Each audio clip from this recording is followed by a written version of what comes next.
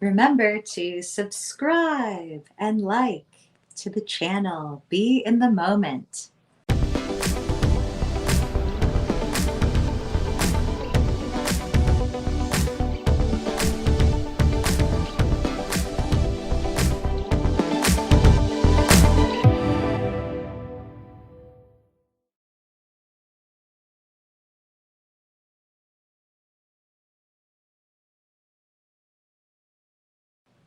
Good day, world. Welcome to Be in the Moment.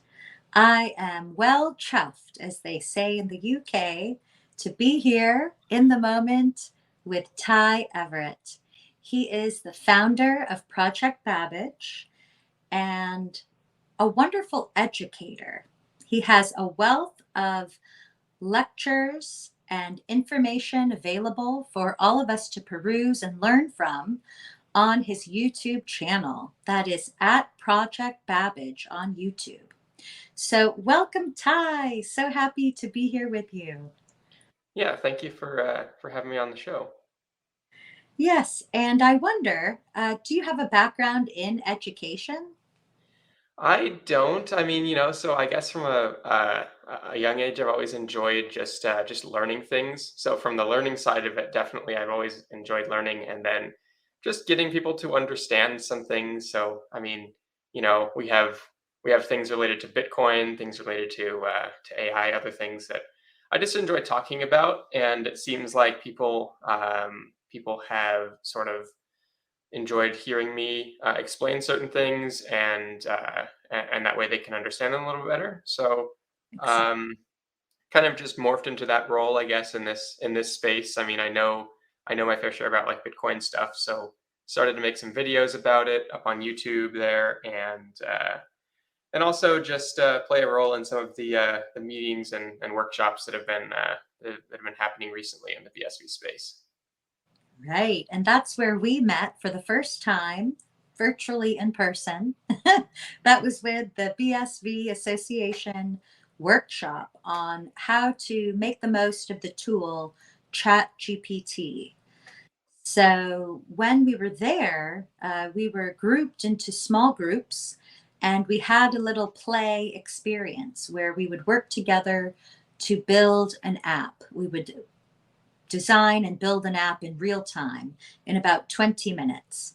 So that was a privilege to get to be in your group and meet you then. So thank you, Ty, for being my guest today. Yeah, yeah, it was a fun time, and I think the apps that we went through, the process of sort of talking about and starting to design there were pretty good applications of that tool. So one of the most fascinating things I think about like ChatGPT is you can ask it something and it can then provide some information about whatever topic you're asking about. So if you wanted to write some code for something, you can try to get a better handle on what that code is doing because you ask it something, right? And then the code it comes up with is directly in response to your query. So it can make it a little bit easier for people to start writing code and getting their feet wet in that area of sort of building apps and things. Um, and then I think there's also some use cases around sort of creating custom AIs or custom chatbots that are specific to learning particular things. Hmm. So I Yes, mean, give us some ideas there.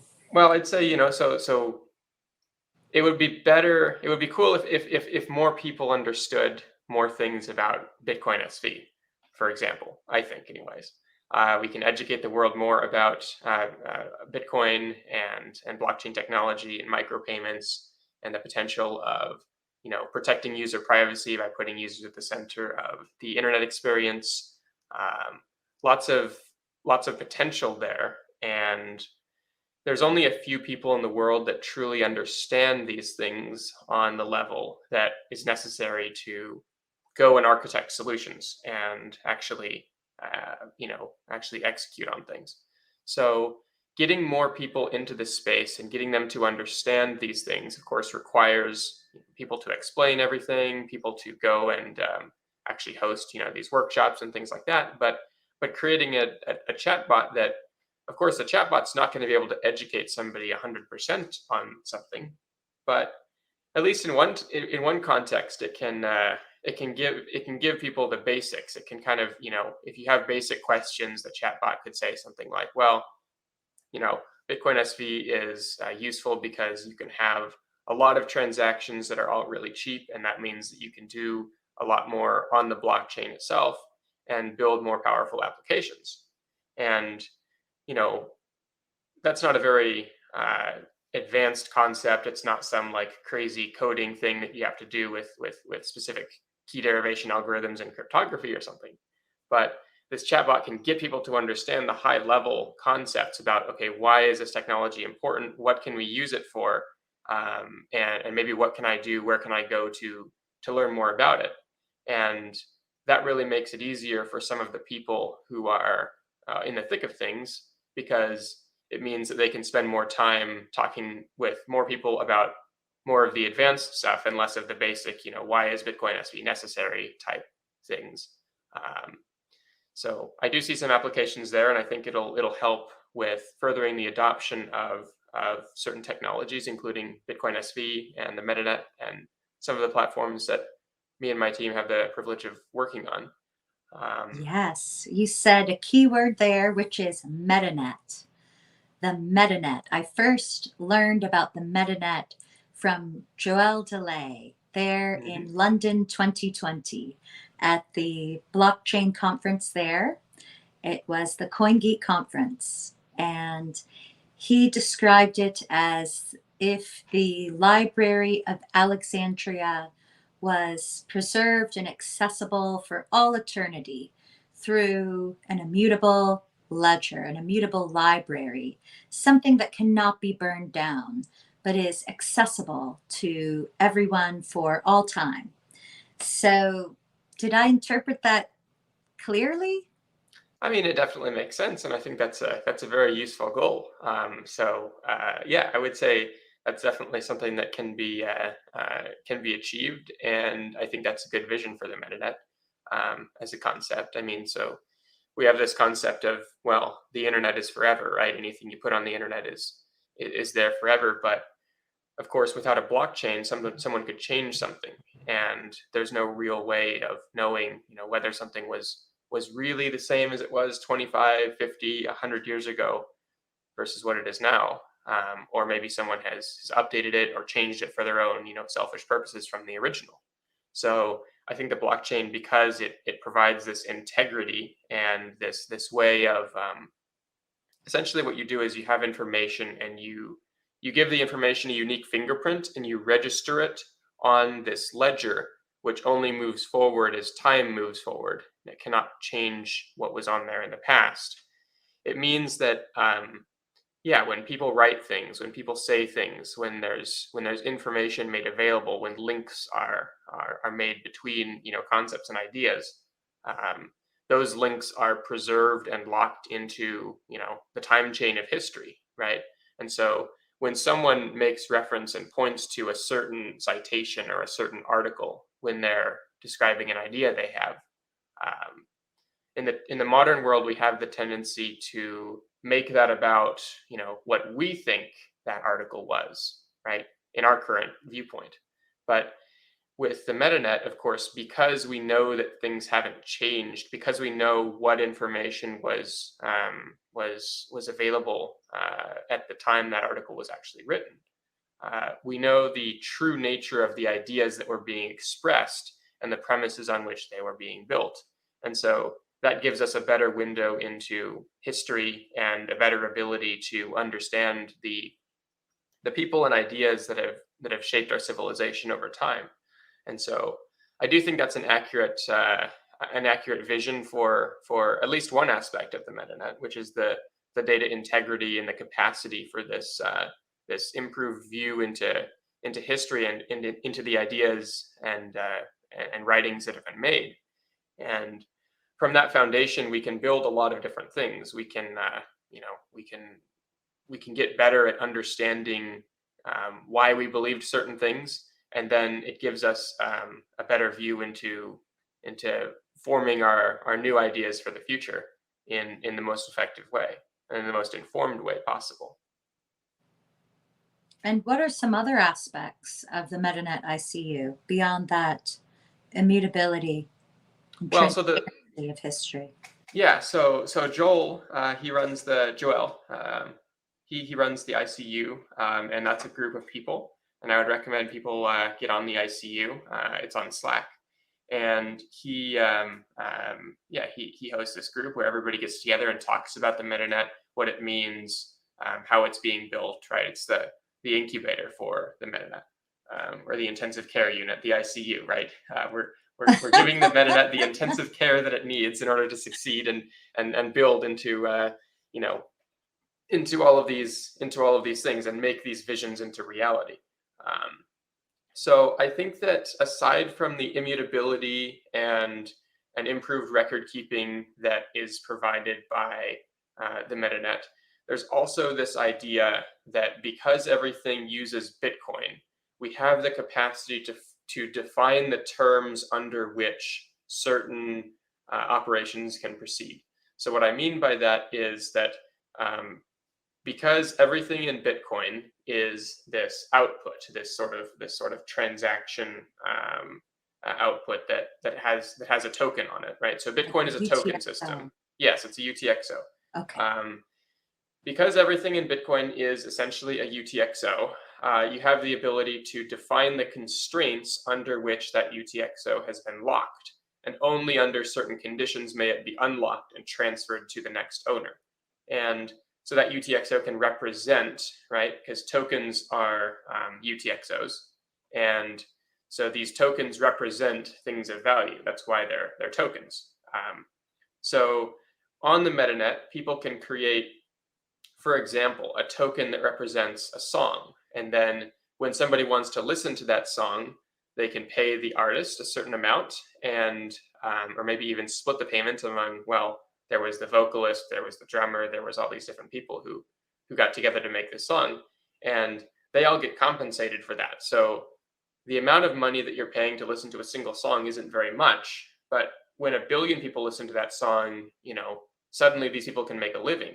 Or it's probably even less than a billion people, right? You can have micro payments for things on the Metanet, and you have the capacity to define the terms under which value gets exchanged very clearly. Whereas on the traditional internet with things like YouTube or Facebook or something like this, right? The terms under which value gets exchanged are fairly opaque due to the presence of advertising and other data collection things that they then give people personalized feeds and whatnot and keep them on the platform. But in this case, because users are paying for things directly, and because the terms under which they're paying to effectuate the transfer of value are defined inherently to the UTXO, the token model of Bitcoin, the methods by which users interact are more clearly defined, and the interactions themselves are more closely aligned with the value that is actually exchanged. And what that means is that it makes it so that users and content creators, or users and the people who they interact with, are more clearly able to articulate the value being transferred. And that's not going to become warped as it sometimes can be on the traditional internet, where right now I think the internet is a fundamentally bad conductor of value, in that when people say things, when they do things, the value isn't really exchanged properly between the parties to those interactions, and some of it is sucked away by platforms and changed and used in different ways, monetized and used for data collection and whatnot. Whereas in this model, because the payments are direct, it means that you have a better way of conveying value, and thus more valuable things get created. And that's why I believe that as time goes on, content creators, businesses of all kinds are going to migrate to the Metanet, because it's the place where everyone knows there's a better way to sell things, to buy and sell and trade and interact. And it's more closely aligned with the values that the participants in that marketplace actually have. Great. And I know this is a passion of yours. I've listened to your talk with Brett Banfi and also with the women of BSV and many other interviews that you have given yourself on your own channel. And I understand that you have this passion for this scene, but I would like to relate it to the everyday person, put it in layman's terms here, because we all have our connections. I heard you say that it is that networking, people want to network together. You were giving an excellent presentation on passwords and the history of passwords and why do we need these passwords? Right. And I think this is so relatable because we all have that feeling of, oh, I forgot my password. Oh no. And you got to find your password and oh, the drama of it all. Yeah, you got 20 of So, them. Yeah. sorry? You got like 20 passwords too, and yeah, Yes. it's kind of And they're all madness right over the now. place. Yeah. So that is something that's very relatable. And I'd love to talk about how your Project Babbage platform of solutions and apps solves that problem as well as others. But to relate it to layman's terms, I recently was propositioned at my workplace by a salesperson of a marketing firm that is partnered with Facebook. And they gave a presentation on how they can drive sales to the business using a kind of interconnectedness of all of our data. So this is the niche that Facebook is pushing. They're, they call it Meta. They use that word well after the Metanet was established, Yes. but they call it Meta. And their concept is hook your business's telephone, point of sale system, and website orders and your mail orders data into our system. And we will put your posts in front of the ideal customers for you that we target according to the metadata that we have collected of the users. And we will then position it in the right way so that they will increase sales. We will convert more sales. And then we will track these sales. And we will show you the receipt of this service that we're providing you. And meanwhile, we have a dedicated team. They have the graphics designer, Hmm. the project manager of your account. They have all the whole suite of teams. Now, in real life, I am in the shop and I am busy working, moving the whole day. It's very active. And then I have a moment to make a post. I don't have a moment to make a post, but I've got to find a way to make a post. I've got to take the picture with the right lighting and come up with the copy and everything. Meanwhile, I'm selling product in real time. So, most recently, I did use the AI chat tool, and it came up with the most beautiful copy. And all I had to do was tweak it a bit to be a little bit more accurate and precise for Hmm. the topic. And then I could do that myself in real time. So, this is my example of most recently how this topic relates in the real world. And then what it is that you're doing with Project Babbage and your platform of tools. Uh, does that touch base with your products? Well, so yes, I think that as people build these types of experiences, right? With, um, I mean, Facebook connects this network of ideal customers with this network of ideal businesses, and they do that through an advertising platform where people go on that network to engage with content. So things like if I go on Facebook to engage with members of my family or my friends who are posting things, then I'm apt to see an advertisement for a company that's probably related to something that, so for example, if your business was advertising on there, then your your customers would see an ad on there, and as they're engaging with this content, and then they might be persuaded by that ad because they're in the position where you're trying to target, to purchase a product from your business. So they would click on the ad and they would purchase a product, and then Facebook would get some of that money for providing the sale, and then you would obviously get the money that you get when someone purchases your product. So I think that that makes a lot of sense in the current context where we exist in this world where everybody spends a lot of time on social media, and the way that we connect with our family and friends is through Facebook and these types of experiences, right? People want to be on Facebook more than they want to be on other places because right now Facebook is the way to connect with your friends and family, right? Mm-hmm. But I think that from a fundamental level, people form connections with each other um, through whatever means they can, and they try to keep those connections. Um, I've talked to many people who say that they spend a lot of time on social media, and that they wish they would spend less. Some people that I've talked to have deleted it just because they found other ways to connect with their friends and family. And I don't think that that's going to be, a common thing going forward.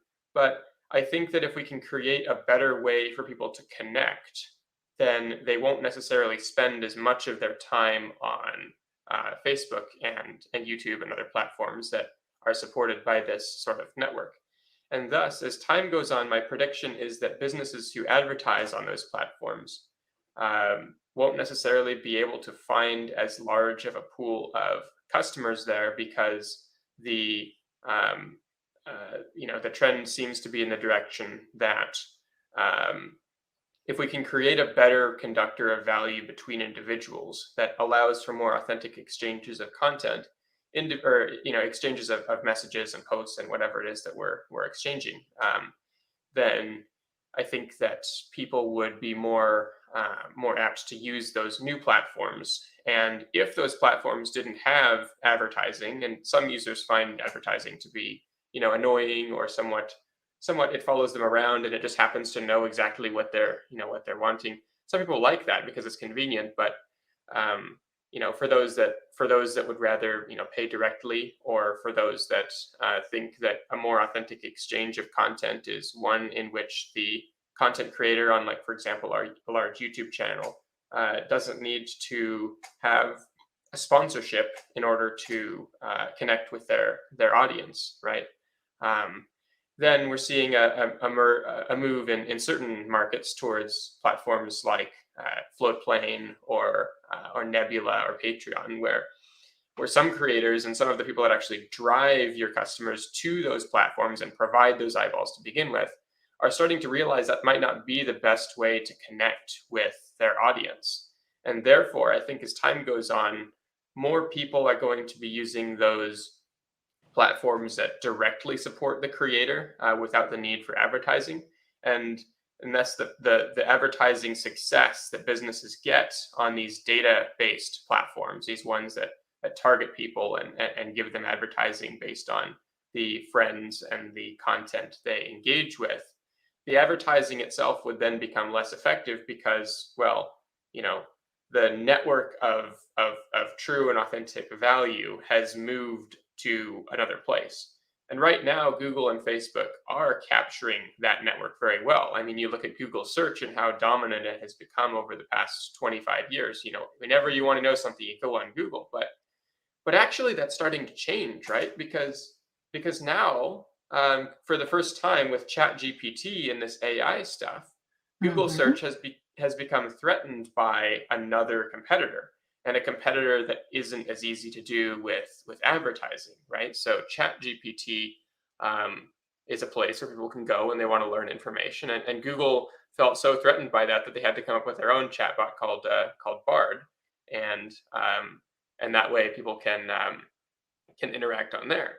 But as that network of value, the actual valuable content, the people that actually drive people to be on Facebook or YouTube or whatever to begin with, as that moves away towards the platform that is most able to convey value authentically, which I think isn't one that is worked by advertising, then the effectiveness of the advertising itself might be reduced, and thus I think that I mean the businesses that engage in that are going to need to consider, you know, what are the best ways to consider alternative advertising models. One approach could be in the future when there's a micropayment system involved, right? People can either earn a little bit of money to watch an ad while they're in front of a video, and you get paid to watch the ad, or if you don't want to watch it, then you can just skip it, and you're not getting paid to watch it, right? So that would be one approach. Um, Mm. but I mean, there's many different facets to this, and I think, you know, the network of value that is currently shifting away from these systems is looking for an alternative sort of, you know, we're trying out, the market is trying out systems like Floatplane, which is actually a reasonably small one, but I like to talk about them because um, I mean, you know, I think just a couple of people had a problem with their their audience not engaging as much on a certain platform. I think it was YouTube, and Hmm. they got together and made one, and so Really? It's called yeah, float plane. yeah. They I mean, I don't have any affiliation with them whatsoever, but I just know that some guys up in Canada, I think it was, created their own little platform, and it shows how easy that is, right? So for creators, when they start to realize the limitations, right, once you get your million subscribers on YouTube or whatever, right, Hmm. you want to start forming a more authentic connection with your followers, the people that look at your content, because then um, they're going to be more engaged, right, and they're going to perhaps support you more, whether it's financially or through just the value that you exchange, right? So and that value can be tangible or intangible. So I mean, it's a changing world out there, and it's really cool that businesses can connect through advertising right now and find their ideal customer. But as time goes on, my prediction is that um, other platforms are going to need to emerge to really bridge that gap, and to provide a system that allows for the most authentic exchanges of value to be conveyed digitally. I mean, because really we're just a bunch of humans, right, monkey brains, get trying to reach one another, and in order to do that, we're forced to digitize our lives into a bunch of ones and zeros and send it racing across a bunch of wires so that we can, see each other and hear each other on this video conversation here, or so that others can hear us in the future. um, and the first time that someone tried to do something like that, that was the first generation of social media. That was the Facebook and the YouTube and the Twitter of the world. But to actually add the financial component, or the monetary component of, well, I'm providing some value by creating some content that's engaging and entertaining enough for people to think about and watch. I mean, if that's a valuable thing, then people, as they watch it, they might pay a very small amount to actually engage with that content. And that's why I think that it's a better conductor of value when you have those systems in place. And for people that do like their privacy, and don't want to be, tracked by a bunch of ads, Hmm. then it provides an alternative. And I don't think that ad platforms are going to go out of business anytime soon. And I also don't think that businesses are going to have that hard of a problem. I think it'll get slightly harder, but I don't think it's going to be that hard to reach customers by advertising, at least in the digital world.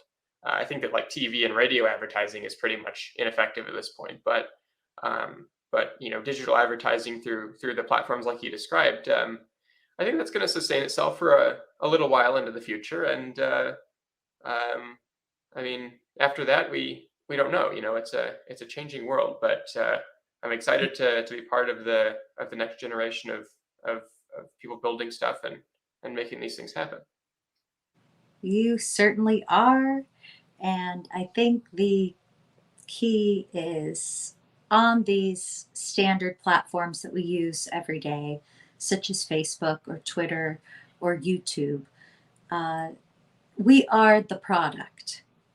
Yes, It's exactly. because they are scooping up all of our data of how we Hmm. use the product, all the cookies. When we enter the Yep. website, it says accept all Hmm. or just choose strictly necessary.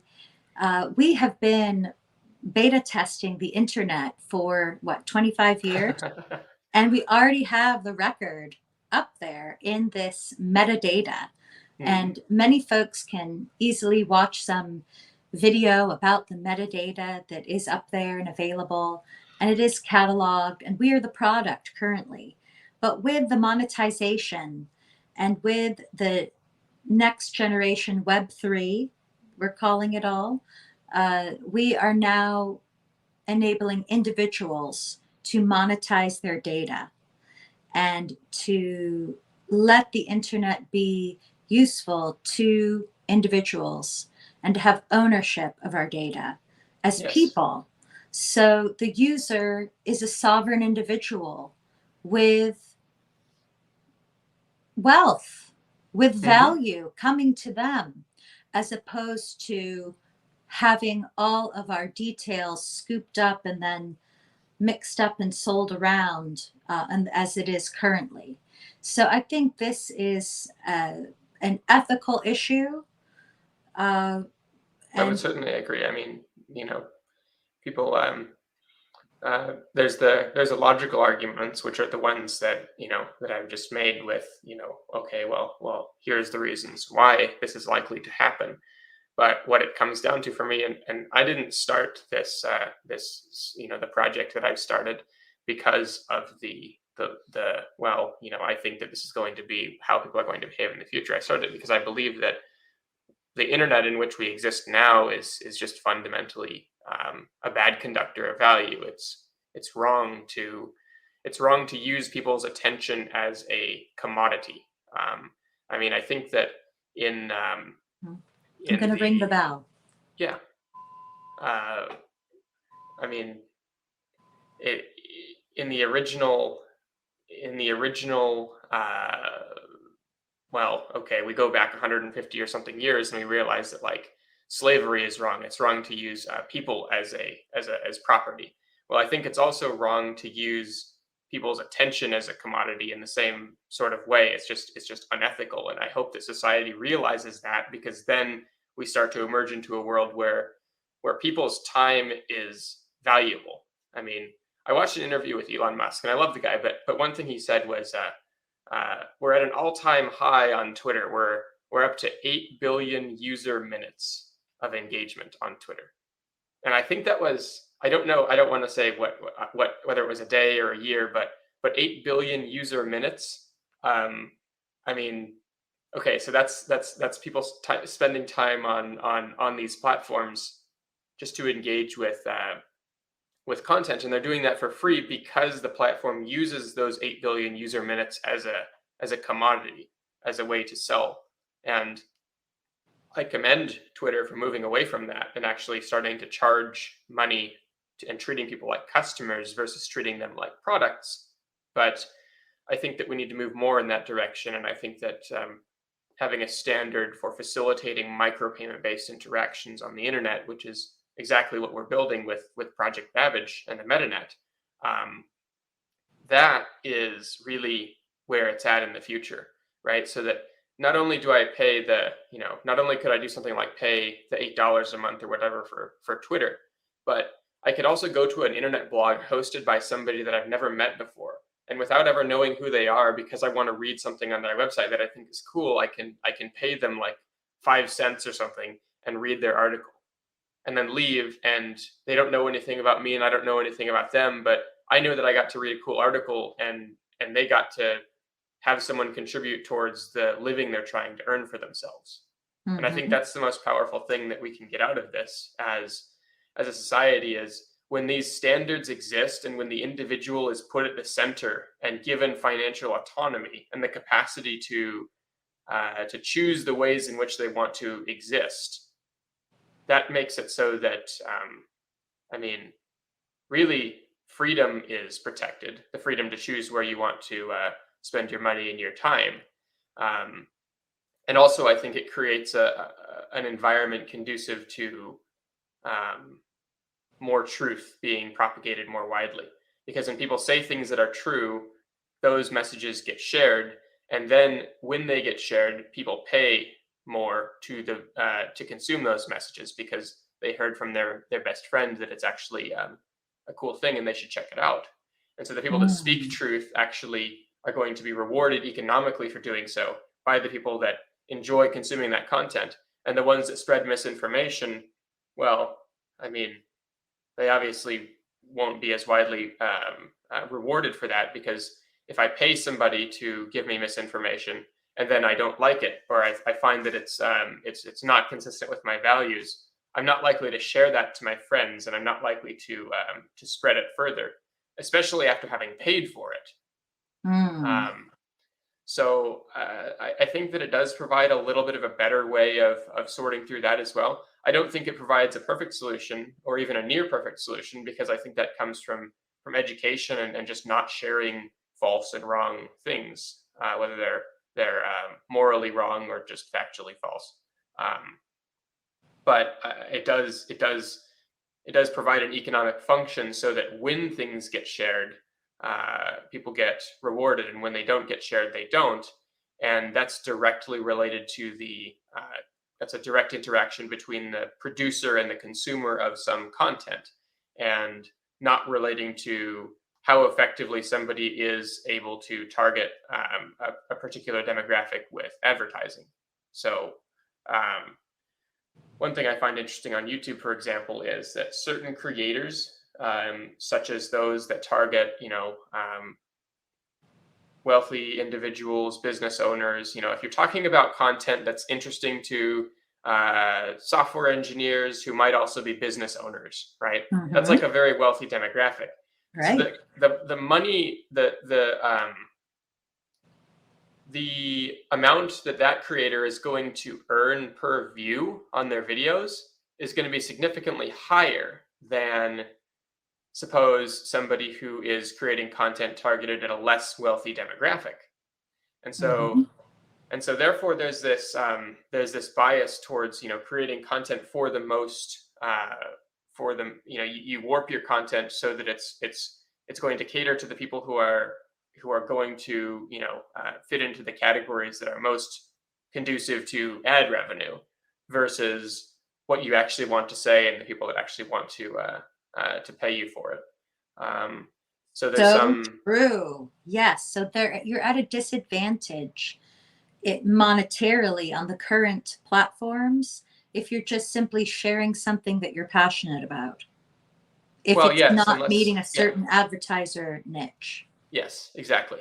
And so it really changes the content we produce and the content we consume, and therefore it changes the ideas that we hold as individuals. Because when you spend 4 hours a day on some of these platforms, which young people on average do, it makes it so that, I mean, you know, the the things that we're exposed to as human beings in the world, right, are just different than what they otherwise would be, and probably not in a good way. So I hope that we get to a place in our lifetimes where this can change, and where there emerges a standard by which people can actually pay for things, and not only that, but own their identities, right? Their data, and then get rid of all these passwords that they have, because that's another part of it, right? You When you Yes. have the capacity to get rid of a lot of content that is essentially just not necessary, not economically valuable for the viewer. Um, I mean, I'll just call out one of the large. I'm not, and I won't. I don't like to name names really, but I'll just use one of the largest YouTube channels that exists. Ah, okay.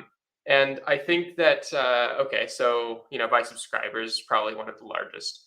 Um, there's a video by Mr. beast, and it is about the person who sits in this bowl of cereal for the longest amount of time will win a whole bunch of money. And it's like, okay, well, this is interesting content, Oh no. but at the same time, would I actually pay to watch it?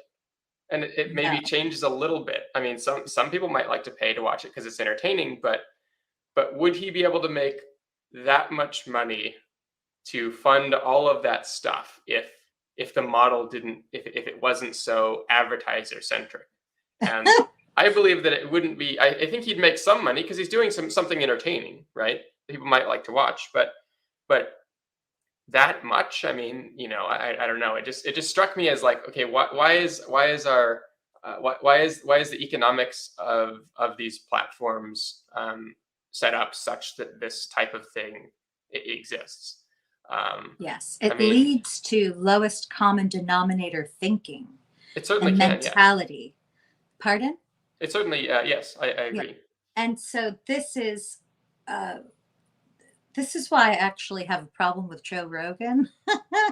Everyone's like, "Oh, Joe Rogan, oh, his podcast, blah blah blah," and I just remember him on that show where people would get in the tank with all the bugs, and then they try to win money. Do you remember that show? That was his like original hosting show. Hmm. And I just think, oh, that guy, he did that. He did that. So I kind of hold a grudge. But, nowadays he's evolved as a content producer to Yeah. do more interesting conversation based um, Yeah, and shows. I definitely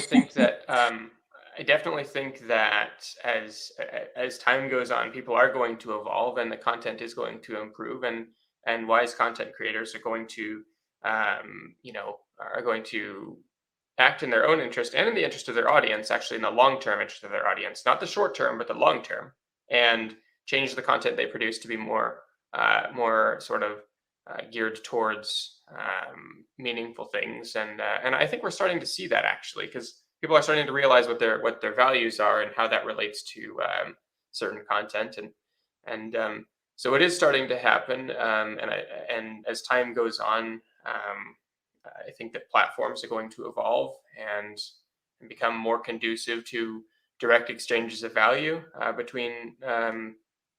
between viewers and the creators they support, and we'll see how that plays out. But um, yeah, there's definitely a lot of value that's going to be, I think, unlocked because of the capacity for users to freely engage in micropayment based commerce, and Mm. I think that's one of the biggest drivers of the Metanet and some of the tools and technologies that we're creating. And don't you have one called Nano that is NanoStore. related to content? NanoStore is a content storage system. So essentially, people can upload content and they can purchase the hosting of their content so that instead of relying on a server to host it, quote unquote, for free behind a whole bunch of ads, they pay directly to host the content on NanoStore. And um, from that point, and this can be integrated into applications such as video players, music players, different article. You could have like a platform for writing and viewing articles, such as like Medium or something like that. Ooh. And um, so so yes, there's a content delivery network that is running on top of the Bitcoin SV blockchain, and people can pay for the hosting of their content on that network, and they can also integrate the distributed features of that network into their applications. So I would say one of the biggest features is that um, there is support at the protocol level for multiple storage providers so that in case we as Babbage go down and go offline, right? If you host your content with multiple people, then your content remains available no matter what, and it's not subject to a single sort of point of failure. And so, yeah, we have some products up here as well. We have Authright, which is about identity and getting rid of the need for passwords on the internet, making it so Woohoo. that people can sort of certify the information that is relevant to their identity. And then we have the Babbage SDK, and that is for actually building applications. So SDK is software development kit. And so that means that when you're building software on the Metanet, or if you're a developer and you want to create systems that use the Metanet, for example, a better video sharing platform or a better music streaming platform, whatever it is, well, number one, you should reach out to us in that case, and we'll help you and we'll talk to you, and it might even, help you build out your platform, because we do that, right? If you need developers, if you have an idea and you want to pay some people to help build your platform, we're willing to do that. But if you want to do it yourself, there's definitely a lot of documentation and resources available. And the software development kit, the Babbage SDK, facilitates micropayments, facilitates encryption to protect user privacy. It protects the authenticity of data with digital signatures, so that users can sign sort of documents or other pieces of information, and then other users can verify the legitimacy of that information. And then, of course, identity certificates through Authright mean that, so for example, if someone's certified an attribute of your identity, then you'd be able to make it so that as time goes on, people will be able to verify it. So what I mean by that is, suppose that somebody wanted to check that you are in a particular zip code to be on a social network, right? Well, then if I get my ID card from the state and it has my zip code on it, I can basically blank out all the other fields, so all they get to see is my zip code and that it's a valid document from the state. And then they don't know my name, they don't know anything about me, but I can just prove to them, like, yes, I'm in this zip code. And Authright is a system that supports those types of identity certificates and identity attribute sharing with selective. I can selectively reveal only certain parts of my identity without revealing everything to everybody, and only as necessary. And I own those certificates, right? They're mine, and that way I get to choose which ones I reveal in certain cases. And so that allows for all of the authentication that is necessary on digital platforms without needing to rely on many, many different passwords for different systems. And in my personal life yesterday, I used Airbnb for the first time ever. And I booked my Airbnb for the London conference. Same here, actually. I hadn't used it before, and so yeah, we share that in common. Really? Oh my goodness. So, we had to do the KYC. Yep, ID verification had to go through the same process. Yes. So, is that something that you could do with Authright? I mean, I took a picture of my passport and uploaded it into Airbnb, and Yep. the host has seen my passport picture. Absolutely. So Authright can be used in those types of situations. In fact, I have a YouTube video that I've been working on, and probably will come out before the conference, although we'll see. Oh, good. And it's talking about that exact experience. I was like, well, I had to provide my identity document while I was booking my travel, and this is ridiculous and could be done differently. And Yeah. and so yes, the Authright system of certifiers, right? So how this works is, you have someone who is the subject of this process, right? You have a subject who is like the bearer of a certificate, right? Then you have someone that wants to verify information, and that's a verifier. And then you have the certifier, who is the one that's like the authority, the one that's attesting to the validity of the information. And so what happens in the negotiation protocol between the subject and the verifier, right? So the person who is being certified and the person who wants to check the information is, first the verifier says, here's a list of all the different types of documents that I would trust if you gave any of them to me. And here's a list of all the people that issue those documents that I'm willing to trust if they, if you gave a document to me. So like they could say, okay, I'd be willing to trust, here's the 50 driver's licenses from the 50 United States, sort of driving divisions, right? Departments of motor vehicles, plus, passports, social security, birth certificate, all these different ones. And so the verifier would basically present a list and say, you can give me any of these and I would be willing to trust them. Then it's up to the person who is going through this process to pick and basically say, okay, these people want X, Y, and Z. I will give them A, B, and C, right? And from the documents I give them, I will only reveal certain information. And at that point, I hit submit, and then the verifier says, okay, that's good enough, or no, I want more, or whatever it is. But it's a process that is that's in the control of the person who's going through the process versus just take a picture of the entire document and reveal all information, right? So like if I Right. wanted to reveal my passport, I could show that it's a valid passport, and I could show that these are the particular fields from my passport that I am willing to reveal. I'm not willing to reveal my date of birth, home address, but I am willing to reveal my name and my photo, and that way they know what I look like when I come to their house, and that makes Mhm. sense.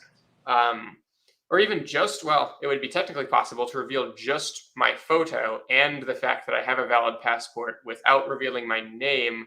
Although I think that people would probably want, at least a first and last name. Mhm. Um, but that's between the parties, right? And at that point, it's a negotiation protocol that is facilitated um, between the parties, and um, and there could also be multiple ways of verifying, right? So I could, and I wouldn't have to take a picture of my passport every time either, because I just have a certificate that represents my passport. That's part of Mhm. my identity, and then I can hand it to one person. I can hand it to another person. I don't have to rescan the Yeah. document every time. So, um, yes, I think that there's some significant ways in which those types of systems can be improved, and I think that the human verification, you have to actually look at the image to make sure it's not photoshopped. I think that's absolutely ridiculous, because you can check a digital signature from the issuing authority who created the document if they digitally signed it, and then that process is instantaneous. It's either they signed it or they didn't sign it, and that's pretty much the whole story. And it's very, very easy to check a digital signature versus looking at a photograph to see if the photograph is of a document that it's like that's such an indirect process, and it could be improved in many, many different ways. But um, yeah, I'm happy to see NanoStore developing, and seeing the people working on it making progress, and there's a lot of documentation available. One of the one of the things we actually released recently relating to NanoStore is a certifier, like a tutorial for running an Authorite certifier.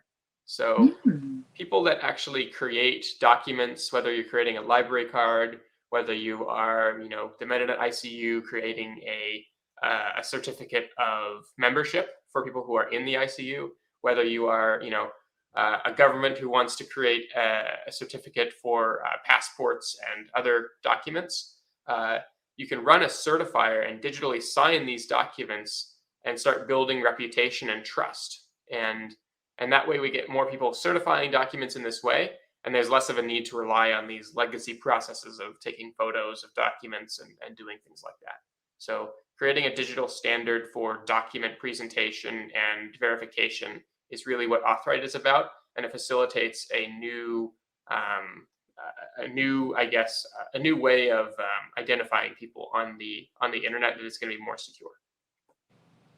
Yes, and this is so important because many people have been cloned. I know that especially baby boomers on Facebook, they'll somehow click a link or tell someone their birthday or make their birthday public. And the next thing you know, your auntie has another profile. And you've got to say to Facebook, this is a faker. And then you Right. got to call your auntie and say, hey, auntie, you've got a fake person, profile on Facebook. You need to sort it out.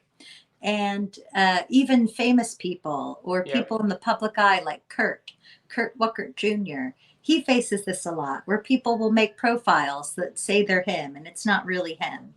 So I think this authentication that solves one of those problems, right? Yeah, it certainly does. I mean, you can add verification check marks that are tied back to a digital signature from someone who has come to know the identity of the person. And that way on social media platforms, I mean, the check mark actually means something. It means that someone has actually reviewed and validated that this person is who they say they are. And you can actually click into that, and even further, instead of just seeing a check mark, you could probably click on it and see, well, which specific person has verified which specific attributes of this person's identity, and do I trust the person who says that this is legitimate, right? And that way you get a wider picture of, well, should I trust this or should I not, right? If someone sends me a message or something, right? Like, we can all come to know the the sort of signatures of certain well recognized and important entities, such as, I don't know, an airline or a bank, or some company that people actually trust. Mhm. And then if I know that someone wants to reach out to me and they have this check mark, and I click into it and it's certified by someone I've never heard about, it's like, well, I don't really know who that is. I'm going to be a little bit more suspicious. But if I see that it's been certified by, I don't know, suppose it's a computer software and it's been certified by Dell and HP and Lenovo and a bunch of other Microsoft, then I'm pretty sure that that software is legit, because it's been signed by all of these people that it's been certified by.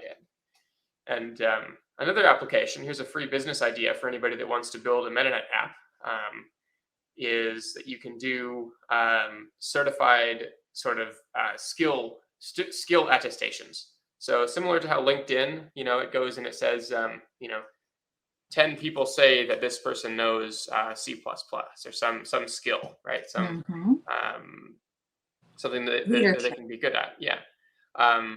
So hosting a certifier where you actually attest to the validity of claims about certain things, whether you have a degree at a university or whether you have a certain skill, you can get paid for that inside of the Authorite system when people request and verify certificates that you create. And so in that way, someone could pop up and just start, building trust and reputation for certifying people and in particular areas. And I think that would be a really cool platform, a skill attestation platform, so that when I know certain things about programming or whatever it is, it's going to be much easier for for people that want to hire me to, for recruiters to find my skills and certifications.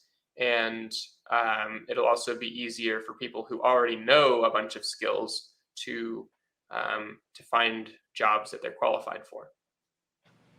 Yes, just this morning I saw Charles Miller interviewing a representative within the Block Dojo, Hmm. and it she was providing just this type of a service. I'll just look up to see what the name of her company is. I think it was Remit or Reute, something with a re. Pardon me. Let me look it up for you. I was very impressed because this is again back to authorization. Yeah. So, how to certify that something is legit or really there. This seems to be a common theme amongst the businesses in the BSV ecosystem. There are a lot of product lines offering this service. So, why is that? Wouldn't you need just one? Why would there be many? Well, I mean, so certifiers are going to develop particular competencies in particular areas. I mean, if there was only one single trusted person to ever sign off on, say, uh, whether somebody is qualified to speak on a particular topic, that would be a fairly scary world to live in, because if you say the wrong thing, you could be revoked by that one single entity and then knocked off of your platform that you're speaking on, or something like that, or nobody would, you would lose everyone's trust. So I think that by providing multiple different certifiers in every area and allowing competition between them, as well as they can be complementary to one another. I could get both certificates if I want, or many certificates. I think it would allow a more flexible approach, where where individual verifiers who read things or who check, the legitimacy of particular people in particular circumstances, whatever the case may be, they have more autonomy and decision making sort of authority about, okay, well, do I trust this in this case? Do I trust this content, this person, this offer to clean my house? Do I trust this person who wants to work for me, that they actually know what they're doing? All of these different things, right? Is this person who they really say they are? All these different things. Mm-hmm. That type of trust comes from many people backing certain things, right? Like the fact that I have a degree from a university means that all of these different professors, all of these different people across 4 years or something like that, Mm-hmm. they all gave me a good enough grade where I could get enough credit to where at the end of it all I get this trust, right? This Right. certificate of completion. And so I mean, a university is an example of collecting together a whole bunch of them and then making one, right? At the end, because you got your degree, and then suddenly Mm-hmm. kind of people recognize that you're trusted. Um, but I think that it's also a hybrid approach because of all of those individual professors who signed off on you and said, yes, you pass, you move to the next course, and so I think that's just the better architecture. But I think if someone tries to build just a single certifier for everything, um, then people are going to decide whether that makes the most sense or whether they want to live in a world where many different people can be certifiers in particular areas and develop specializations for certifying particular competencies and build sort of um, you know very specific trust in very, very niche areas. Thank you. That is beautiful and very good point. That there that would give all the authority to one. Now, the company I saw, it's Reputi. Okay. Yes, Reputi. It's out of the Block Dojo, and it sounds very interesting. So I think I'll continue to follow her and her business. I did have a question though. Well, I forgot what it was, but I have another question. This is a fun question. Okay, what is your favorite part of the Bitcoin white paper? Section 8, which is Ooh, about SPV. I think okay. it's interesting because not many people understand about SPV. Hmm. Um, but I was, I think, among the very first people to implement a fully working SPV solution back in it was summer of 2021 when I did the first SPV envelope verification where we actually um, check all of the Merkle proofs on all of the inputs and evaluate all of the scripts that validate the chain of custody, right? We define a Hmm. coin as a chain of digital signatures that transfers ownership from one party to another. And then, well, within SPV, you provide all the inputs as well as the proofs on those, as well as the current transaction handed peer to peer to the recipient.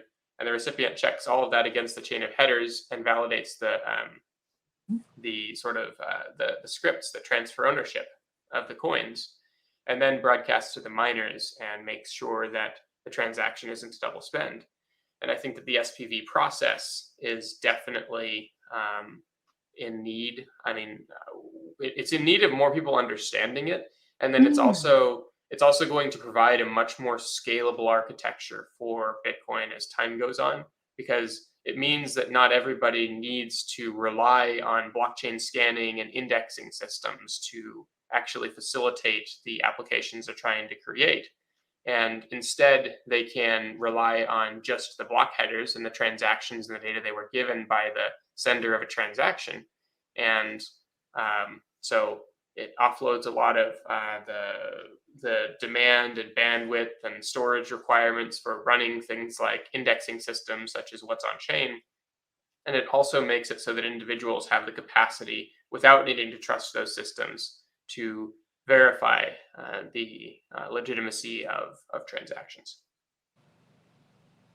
Thank you. You really knew straight away. I thought that would be a kind of fun question. And you know it so well. And that's a great point. So that's something I'll think about. I'll think about studying and better understanding SPV, or simplified payment verification, and how to relate that to others. Now, I know a lot of people that they build apps, and their apps might be available on the App Store or Google Play platforms. But would your Babbage SDK be a suitable starting point for them to adapt their app to the micropayment world? Yes, and we have mobile support, so you can actually use the Babbage SDK to create applications. There's the iOS and Android SDKs that are open as well for people to use, so they can create mobile applications that use micropayments and facilitate digital privacy and put user identity at the center. And there's actually a tutorial on the website that goes into creating your first Bitcoin app and describing all the things that go on in that process. So the tutorial is the to-do list. You can actually build a to-do list app where each of the list items is a Bitcoin token. And by checking off the items from the list, you redeem the Bitcoin tokens and get your money back. So if you put like 10,000 Satoshis, which are the smallest unit of Bitcoin, into a list item, then once you've checked that item off the list, you get your 10,000 Satoshis back. And that's represented on the blockchain as a UTXO, which is then redeemed. And so that is a tutorial that exists, actually showing developers how to create that application on top of the Babbage suite of tools. And it's super simple because Babbage does a lot of the heavy lifting for people. People don't have to manage private keys. They don't have to generate Bitcoin output scripts that are for change, right? Collecting the change associated with the transaction. They don't have to do fee estimation. They don't have to select inputs and decide which UTXOs are the best to spend in a given context. They can just focus on creating whatever token protocol they want for their particular application, and then defining that in a way that is fairly simplistic and intuitive, so that they arrive at an application that meets their needs in the shortest amount of time possible. I think the pitch to developers is that we make it 10 times faster and easier to build micropayment powered apps that put users at the center, apps that protect privacy. And the tools that we're creating are going to continue to make it easier and easier to make those kind of experiences possible and reduce the friction in getting these things out there. So yeah, we have iOS and Android support. So you can put your app up on the App Store or on Google Play. We have some apps that we're currently in the process of going through the submitting to Apple and Google for verification for an encrypted QR code generator, which is a fun little example for learning cryptography with your friends, among some others. But we're hoping those get released in the coming, we're hoping they get released soon. I don't know exactly when those will be coming out, but the apps do exist. And then, yes, the tutorial for creating the to-do list is also out there. So, and then for developers as well, definitely look forward to the London conference as well, because Yes, there's I'll going to be be some seeing there's going to be some fun things for developers there. If you're gonna watch me speak at London, I would say bring your computers so that you can start building you. something. Wow, fantastic. So everyone can watch that streaming live from the comfort of your home with your laptop well handy. And Ty, what panel is it that you were speaking on? I don't know exactly. I think that the conference organizers were still putting things together, and when that's exactly going to be. But it's going to be at the conference, and you can check the schedule as it gets closer to see when Babbage, when Ty Everett is going to be speaking, and when the coding workshop is going to be. So it's But a coding workshop. yes, I'm. Yep, we've been putting that together, and we're excited to see that happen. I think it's going to be a great opportunity to to really show people how easy it is to create things on top of the BSV blockchain that that actually put that put these pieces together, right? And then facilitate actually interoperable implementations of things for wallets and for overlay networks and for the different components that are necessary to making these things happen. Yeah, there's some really great things in the pipeline, and we're really excited for the conference, for meeting as many people there as we can, and for just building the next generation of apps that facilitates micropayment based interactions on the BSV blockchain. So there's some really cool tools and resources, and we're building more every day, and it's really cool.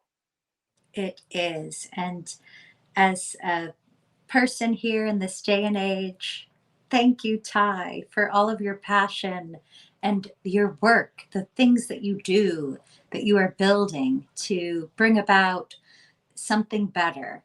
I think it's empowering that we can make things better. Maybe something is mediocre, such as the current state of the internet, or maybe it's totally wrong. But we can choose to do our part and to make things better and always improve. Also, I think that with the tools that you're offering with the Babbage SDK, it enables and empowers those developers out there to build their apps with incentives to users, incentives that have value, such as money, like Jerry Maguire, show me the money, monetization, not simply some kind of, ego based, psychological incentive on the platform. Meanwhile, you're selling your data, you're being the product, but an actual physical incentive for the user, the individual person. This really is very exciting to me. And before we met, I made a note and it said people's privacy, people's ease of accessibility, and enabling monetization models. This was my understanding of what it was that you were doing with your platform, Project Babbage. So, is that true? Oh, definitely. Mm-hmm. We're going to put users at the center. We're going to protect their privacy. We're going to give them dignity as individuals, because I think that's one of the most important things is ensuring that people have the ability to be proud of the things that they create and the world in which they interact. And producing the best kind of content so that people, authentic content, so that people who actually find what you're doing valuable can pay you for that. Like that's really important, I think. Giving the individual the capacity to own the information that they create and obtain certification for the skills and the competencies that they have. That's really important. It puts the individual at the center, and the way that we achieve that is by having a standard identity interface so that applications and the individual can interact in a standard way. And the first generation of computing, we had compilers so that code and computers could operate in a standard way, so that not only one computer but many types of computers could run the same code. That was compilers in the really early days of computing. Then it was computer networking, so that computers could connect to one another and talk in a standard way, even if they were different kinds of computers. And then it was the ability to have a web browser and a web server, so that whether you were on a website like Facebook or YouTube or whatever it is, whether you were in a web browser like Google Chrome or Safari or Firefox, whichever one you use, you could connect using this standard interface called the web. And now I think in today's world, we're emerging into a time where we're going to need a standard interface for user identity, so that every application can log in to the user, instead of having the user have to split themselves up into 1,000 tiny pieces and give a little tiny bit of themselves to every application as a product. But rather putting the user at the center, allowing applications and users to plug into a standard interface so that users can use their same data across applications so that they can pay for the things that they really want. I think that's really what Bitcoin provides. That's what Bitcoin's about, really, for me.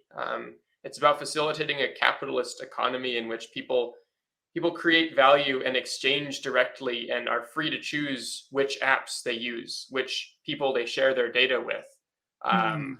And I think that's really where the future is. So yeah, thank you very much for giving me this opportunity to share some things with you and kind of get the word out there. It's been really fun. Thank you, Ty. It is an absolute joy, and I love what you're doing, and I hope we can speak again and meet again. And thank you so much. So everyone watching, go to go to projectbabbage.com and get started today building your own apps and also using the services like Packet Pay, Authright, Nano, Store, etc. And meanwhile, while we're locked in to the old time platform of YouTube, remember to subscribe and like the channel. Yes. So, dear Ty, thank you for being in the moment with me. And I look forward to being there in person to live stream your workshop and to be in the moment with you again soon. Thank you very much.